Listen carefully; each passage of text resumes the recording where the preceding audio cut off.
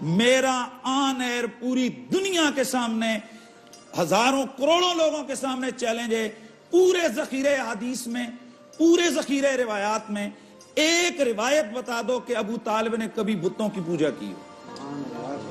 ایک روایت بتا دو کہ ابو طالب نے کبھی پوری زندگی حضور کی مخالفت کی ہو، کبھی اسلام کے خلاف بات کی ہو، کبھی رسول اللہ کی اقدار کو چیلنج کیا ہو۔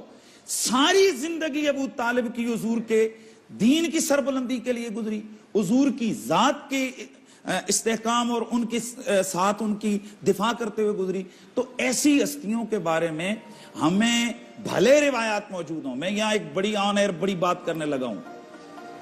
روایتیں حضرت سیدنا خضر علیہ السلام کے حوالے سے یہ بھی موجود ہیں کہ وہ نبی ہیں۔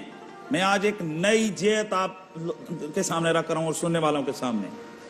حضرت خضر کے بارے میں ایک طبقہ کہتا ہے وہ نبی ہیں، ایک طبقہ مفسرین محدثین کہتے ہیں وہ نبی نہیں ہیں۔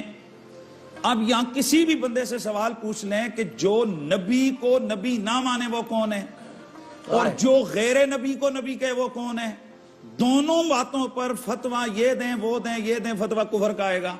حالانکہ اس مسئلے پر ہم کسی کی تکفیر نہیں کرتے ہیں، اور جو نبی کہہ رہے ہیں وہ نہ کہنے والوں کو کافر نہیں کہہ رہے ہیں، اور جو نبی نہیں کہہ رہے وہ کہنے والوں کو کافر نہیں کہہ رہے ہیں۔ وہ والا عمومی حکم نہیں لگا رہے ہیں کہ جو عام نبی کے بارے میں ہوتا ہے۔ اس کی وجہ کیا ہے؟ وجہ یہ ہے کہ روایات دونوں طرف ہیں۔ تو جس مسئلے پر روایتیں دونوں طرف ہوں، بھلے ان روایتوں میں کمزوری کیوں نہ ہو، درایت کے معیار کے حوالے سے ہو، وہاں پر بندے کو فوراً فتویٰ دینے سے زبان کو روکنا پڑتا ہے۔ اس وقت علم کا تقاضا، حکمت کا تقاضا یہ کہ وہاں ہم جہت ادب کو ہی اختیار کریں۔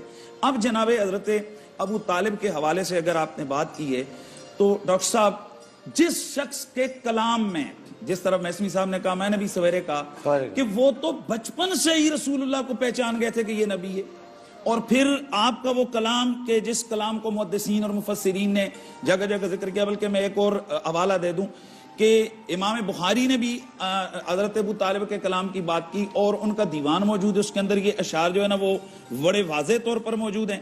آپ خود فرماتے ہیں کہ الم یعلموا انا وجدنا محمدا نبیا کموسیٰ اتفی اول الکتب، کیا یہ جانتے نہیں ہیں کہ ہم نے محمد کو اس طرح سے لکھا ہوا نبی پایا جس طرح موسیٰ پچھلی کتابوں میں نبی لکھا ہوا ہے؟